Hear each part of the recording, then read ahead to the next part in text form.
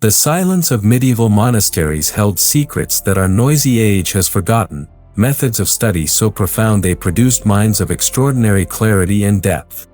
What transformed simple farmers and nobles into intellectual giants like Aquinas, Anselm, and Bonaventure? Their success came not from natural talent alone, but from a disciplined system that united contemplation with rigorous mental formation. These weren't mere study techniques, but a sacred approach that treated learning as prayer and intellectual work as worship. Today I reveal the hidden wisdom of monastic study, methods that can transform any serious student into a true intellectual, capable of sustained concentration, profound insight, and luminous understanding. Prepare to discover why medieval monks achieved intellectual heights that seem impossible in our distracted age. Chapter 1: The Sacred Rhythm of Daily Intellectual Prayer. The foundation of monastic genius lay not in cramming or intensity, but in the sacred rhythm they established between prayer and study. Medieval monks understood what modern education has forgotten: the mind operates best when aligned with natural rhythms of contemplation and reflection. Their day began before dawn with lauds, creating mental clarity through prayer before any intellectual work commenced. This wasn't mere religious routine, it was sophisticated preparation of the cognitive faculties.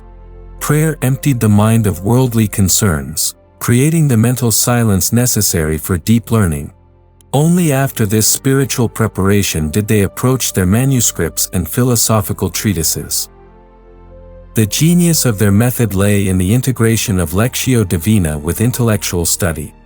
They applied the same contemplative reading technique to both sacred and secular texts. First came the literal reading, understanding exactly what the author said. Then the allegorical level, grasping deeper meanings and connections. Next, the moral application, how this knowledge should transform one's life. Finally, the anagogical understanding, perceiving eternal truths through temporal knowledge. Between study periods came the divine office, terce, sext, nun, each creating natural breaks that allowed information to settle and integrate. Modern neuroscience confirms what they intuited: the brain consolidates learning during these rest periods. Their interruptions were actually optimization of the learning process. The evening examination of conscience extended to intellectual work. They reviewed not just moral failures, but mental laziness, lack of attention, or pride in learning. This created a feedback loop of constant improvement in study habits and intellectual virtue. They understood that character formation and intellectual formation were inseparable. A corrupt heart could not sustain pure thinking. Most revolutionary was their understanding that intellectual work itself was prayer. They didn't study despite their religious vocation, but because of it. Every insight was received as divine illumination, every solved problem as participation in divine wisdom. This transformed study from drudgery into worship, creating the sustained motivation necessary for truly profound learning. Chapter 2: The Art of Contemplative Concentration they perfected. Medieval monks developed concentration abilities that seem superhuman by contemporary standards. Some could maintain focused attention on complex theological problems for hours without wavering. Their secret wasn't willpower alone, but a systematic training of attention that began with the body and extended to the soul. Physical preparation was fundamental. They maintained regular sleep schedules, rising and retiring with natural rhythms. Their diet supported mental clarity, simple, moderate meals that avoided both the sluggishness of overeating and the distraction of hunger. They understood that intellectual work required optimal physical conditions, treating their bodies as temples housing the mind. The monastic cell became a laboratory for concentration training. Everything was arranged to support focused thinking: minimal possessions, carefully organized books, a writing surface at the proper height. They eliminated visual distractions not from ascetic extremism, but from practical wisdom about how environment affects attention. The cell's simplicity created external conditions that matched the internal simplicity they sought. Their breakthrough insight involved the relationship between prayer and concentration. The repetitive prayers, especially the Jesus prayer or recitation of Psalms, weren't mere devotion but sophisticated attention training.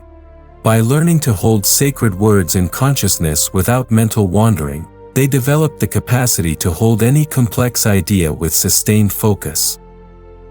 They practiced what we might call graduated concentration. Beginning with simple, concrete subjects, they gradually trained their minds to hold increasingly abstract and complex ideas. A novice might spend weeks contemplating a single verse of Scripture, learning to exhaust its meanings before moving to more challenging theological concepts. This built concentration like progressive weight training builds muscle. The communal aspect strengthened individual concentration. During community study periods, they practiced maintaining focus despite the presence of others. They learned to create interior silence even in shared spaces, developing the ability to concentrate anywhere, a skill invaluable for serious intellectuals. Most importantly, they understood that concentration wasn't mere mental technique but spiritual discipline. They sought not just focused thinking, but what they called custody of the mind, the ability to direct attention according to will rather than impulse. This required ongoing purification of desires and emotions that typically scatter attention. They achieved sustained concentration because they addressed its spiritual prerequisites, not just its mechanical aspects. Chapter 3: Memory Techniques that Built Intellectual Cathedrals. The medieval monks possessed extraordinary memories, capable of reciting entire books of Scripture, holding vast networks of theological arguments in their minds, and instantly accessing relevant passages during debates. Their methods transformed memory from passive storage into an active tool of genius-level thinking. Their foundation was the classical art of memory inherited from ancient rhetoric, but refined through contemplative practice. They constructed elaborate memory palaces, detailed mental architectures where information was stored in specific locations. But unlike secular practitioners, they populated these palaces with sacred imagery, making memory work itself a form of prayer and contemplation. The monastic innovation was the integration of memorization with understanding. They never memorized mechanically, but always in connection with meaning. Each memorized passage was thoroughly contemplated, understood in multiple senses, and connected to their broader theological framework. This created not just storage but a living network of interconnected knowledge. Their daily practice included systematic review of memorized material. During walks in the cloister, they silently recited passages, using physical movement to reinforce mental retention. They understood that memory required regular exercise, like physical strength. The rhythm of walking actually aided memorization, the regular pace creating a natural meter that supported recall. They developed sophisticated cross-referencing systems in their minds. When memorizing a new theological concept, they immediately connected it to related passages from Scripture, church fathers, and philosophical authorities. This created multiple pathways to the same information, making it virtually impossible to forget and enabling rapid recall during intellectual discourse. Visual imagination played a crucial role. They didn't memorize abstract concepts but converted them into vivid mental images. Complex theological arguments became dramatic scenes populated by symbolic figures. This engaged both rational and imaginative faculties, creating stronger and more durable memories than purely conceptual approaches. The communal dimension strengthened individual memory. They regularly recited passages together, correcting each other's errors and reinforcing accurate recall. They engaged in memory competitions that were simultaneously scholarly exercises and spiritual practices. The community became a living library where knowledge was preserved not just in books but in trained minds. Most profoundly, they understood memory as participation in divine knowledge. They believed that by storing sacred truths in their minds, they became living temples of wisdom. This gave transcendent purpose to the laborious work of memorization, sustaining motivation through the inevitable difficulties of intensive memory training. Chapter 4: The Contemplative Method of Reading that Penetrated Truth. Medieval monks approached texts with a depth and patience that extracted meanings invisible to hasty readers.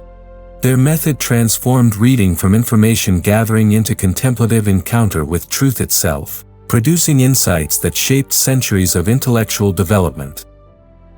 Their approach began with what they called ruminative reading, a slow, meditative engagement with text that resembled a cow chewing cud. They would read small passages repeatedly, allowing words to settle deeply into consciousness before moving forward. This wasn't slow reading from inability, but deliberate cultivation of profound comprehension. They distinguished between reading for information and reading for transformation. Most texts they encountered multiple times across their lives, discovering new layers of meaning as their experience and wisdom grew. They understood that great works revealed their secrets gradually, only to minds prepared through long contemplation and spiritual development. The physical act of reading was itself contemplative practice. They often read aloud, even when alone, engaging multiple senses and creating rhythm that aided comprehension and memory. The voice modulated according to content, gentle for mystical passages, strong for doctrinal arguments, reverent for scriptural citations. This embodied engagement deepened understanding beyond mere intellectual analysis. They practiced interrogative reading, approaching texts with systematic questions that unlocked deeper meanings. What is the author's ultimate purpose? How does this passage relate to sacred truth? What practical implications follow for Christian living? What objections might be raised, and how could they be answered? This analytical framework prevented superficial reading while maintaining contemplative depth. Marginal annotations became sophisticated theological dialogues. They didn't merely mark important passages but engaged in written conversations with authors across centuries. Their margins contained cross-references, objections, supporting arguments, and personal reflections that transformed individual reading into participation in intellectual tradition. They understood reading as a form of spiritual direction. Great authors became mentors whose wisdom guided not just intellectual development but moral and spiritual formation. They approached Augustine, Jerome, or Chrysostom not as historical figures but as living teachers whose insights could illuminate contemporary challenges. The communal dimension enriched individual reading. They regularly discussed difficult passages, shared interpretations, and tested understanding through dialogue. This prevented the isolation and pride that could corrupt solitary study, while exposing weaknesses in individual comprehension. Reading became collaborative discovery of truth rather than private accumulation of knowledge. Most importantly, they read with expectation of divine illumination. They believed that sincere seeking of truth, combined with proper preparation of heart and mind, would be rewarded with insights beyond natural ability. This faith transformed reading from academic exercise into spiritual adventure, sustaining motivation through even the most challenging texts. Chapter 5: How they built systematic knowledge without getting lost. The medieval intellectual faced the same challenge that overwhelms modern students: how to build comprehensive understanding without getting lost in an ocean of information. Their solution was a sophisticated system of intellectual architecture that organized all knowledge into coherent unity while preserving important details. They began with the concept of the Summa, comprehensive synthesis that organized all knowledge according to logical principles. But before attempting such synthesis, they mastered the art of mental organization that made comprehensive understanding possible. Every new piece of information was immediately classified according to established categories, preventing the accumulation of undigested knowledge. Their organizational system was both logical and spiritual. They arranged knowledge according to the hierarchy of being: God at the apex, then angels, human souls, material creation, and so forth. This wasn't merely philosophical preference but practical wisdom that gave every piece of information its proper place in a cosmic order. Nothing was studied in isolation but always in relationship to eternal truth. They developed sophisticated note-taking systems that modern scholars would recognize as precursors to advanced information management. Their notebooks contained elaborate cross-reference systems, with symbols and abbreviations that allowed rapid retrieval of related information. They understood that external organization supported internal comprehension. The practice of disputed questions prevented knowledge from becoming static accumulation. They regularly challenged their own understanding by posing difficult questions and systematically examining opposing arguments. This created dynamic engagement with ideas rather than passive reception, ensuring that knowledge remained living and applicable rather than dead information. They mastered the art of synthesis without losing analytical precision. Their method involved moving from particular observations to general principles, then back to particular applications. They could discuss the most abstract metaphysical concepts while remaining grounded in concrete experience and practical application. Mental templates helped organize complex arguments. They memorized standard forms for logical analysis, the structure of syllogisms, the categories of causation, the levels of meaning in texts. These templates provided frameworks for organizing new information and arguments, preventing confusion when dealing with sophisticated theoretical material. They understood the importance of regular review and synthesis. Periodically, they would step back from detailed study to survey their entire field of knowledge, identifying gaps, inconsistencies, and opportunities for deeper integration. This prevented the fragmentation that occurs when students master details but lose sight of larger patterns. Most crucially, they maintained awareness of the ultimate purpose of all knowledge, service to God and humanity. This teleological orientation prevented knowledge from becoming an end in itself while providing criteria for determining what deserved attention and what could be safely ignored. Their systematic approach served wisdom, not mere scholarship. Chapter 6: The Community of Learning that Amplified Individual Genius. Medieval monasteries created learning communities that multiplied individual intellectual capacity through sophisticated collaboration. Their methods transformed solitary study into collective pursuit of truth, producing insights impossible for isolated scholars while maintaining the depth that only comes from personal contemplation. The foundation was intellectual humility combined with shared commitment to truth. Monks understood that individual perspective was necessarily limited, requiring correction and completion through dialogue with others. They approached community discussion not to display their learning but to test and refine their understanding through encounter with different viewpoints. Their formal disputations were masterpieces of intellectual collaboration. Following strict logical protocols, they systematically examined complex questions from multiple angles. One monk would present the strongest possible arguments for a position, another would offer equally strong counterarguments, and a moderator would guide the discussion toward resolution. This process revealed weaknesses in individual reasoning while building collective understanding.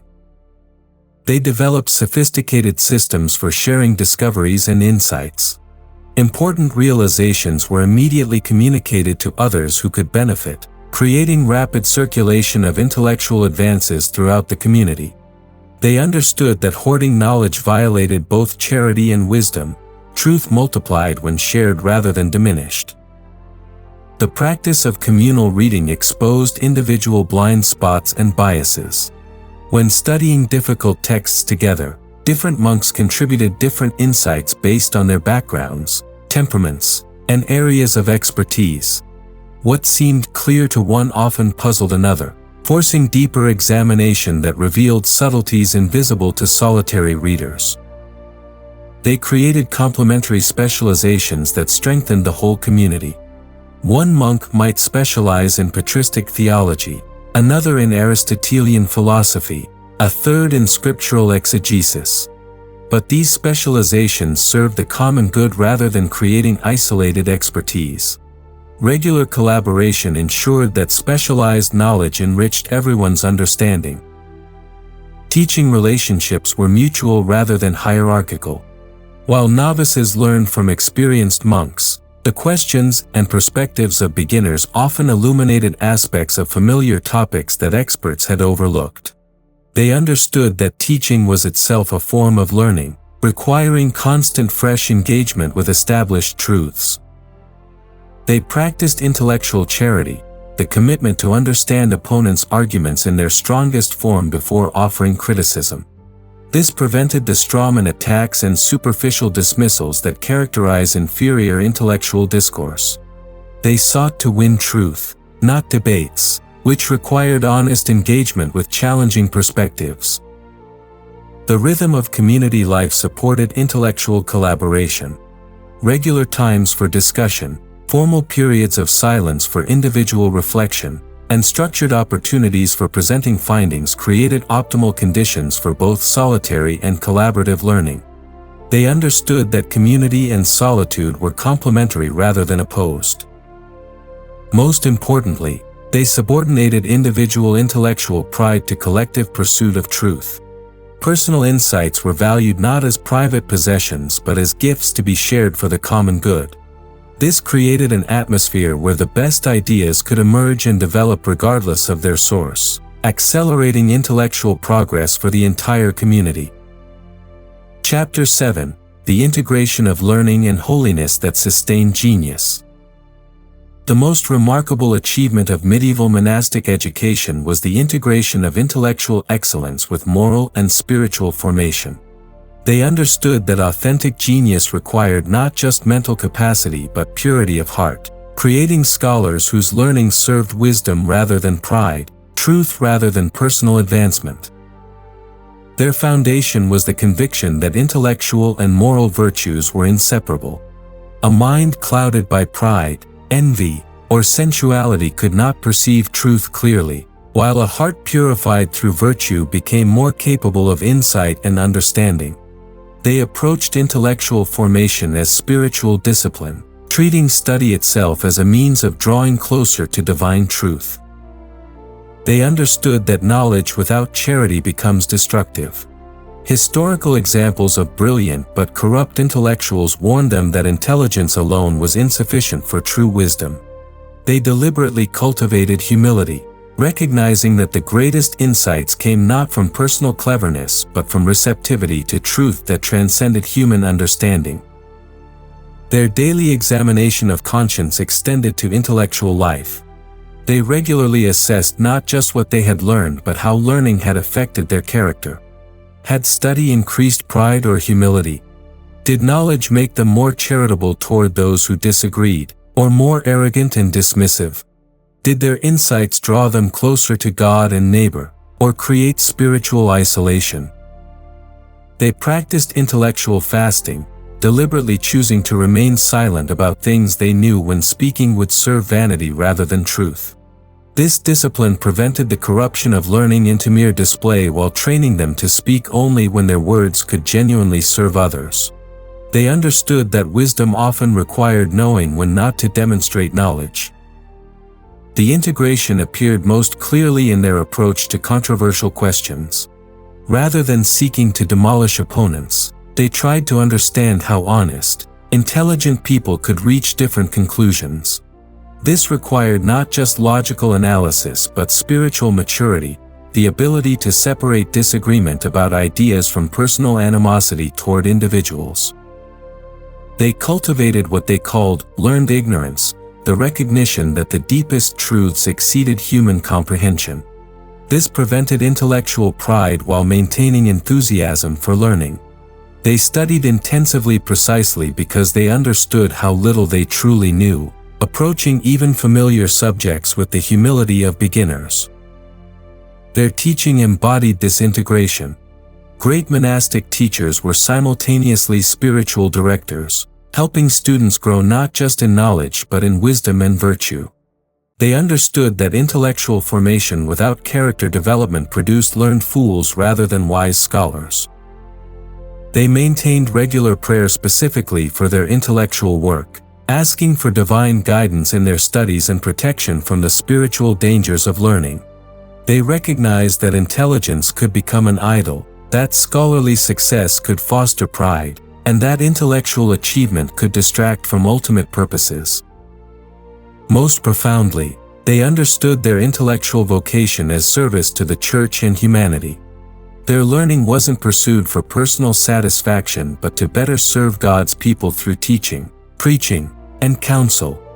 This purpose sustained them through the inevitable difficulties of serious study while preventing the selfishness that corrupts authentic scholarship. The result was a type of scholar rarely seen today, individuals of extraordinary learning who remained humble, profound thinkers who were also practical servants, intellectual giants who were genuine saints.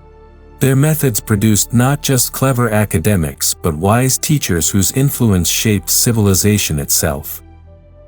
Conclusion. The medieval monks achieved intellectual heights that seem impossible today because they understood something our age has forgotten, that authentic genius requires the integration of mind, heart, and soul. Their method succeeded not through superior techniques alone, but through their recognition that learning is ultimately a spiritual discipline that transforms the whole person.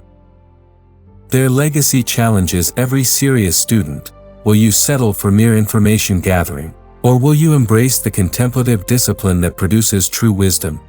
Will you study for personal advancement, or dedicate your intellectual life to service of truth and humanity? The path they walked remains open to those willing to unite rigorous study with spiritual formation, sustained concentration with humble charity, individual excellence with community service. In our distracted age, their example becomes not historical curiosity but urgent necessity for anyone seeking to become a true intellectual in service of eternal truth.